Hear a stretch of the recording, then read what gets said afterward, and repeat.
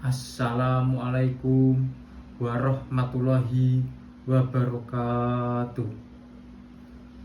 Innalillahi wa innalillahi rajiun. Sejatining manungsa gersang namung mampir muncul. Kita sedaya boten ngertos kapan kita sedaya dipendhet Gusti Pangeran.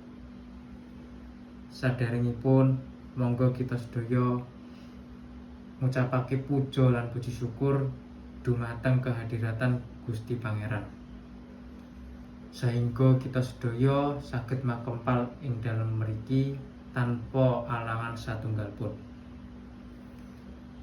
Kaperangan kula wakilipun keluarga ingkang nandhang duka ngaturaken agungipun panuwun marang panjenengan sedaya ingkang sampun rawuh ing dalem mriki maring upacara pakurmatan layon almarhum Bapak Supoyo.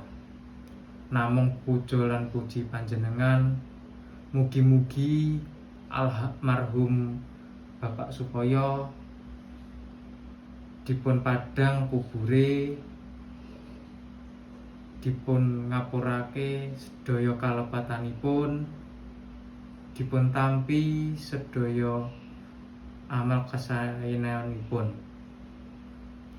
Cekap semanten anggen kula matur, menawi wonten kalepatanipun kula nyuwun agunging pangapunten. Billahi taufik wal hidayah. Wassalamualaikum warahmatullahi wabarakatuh.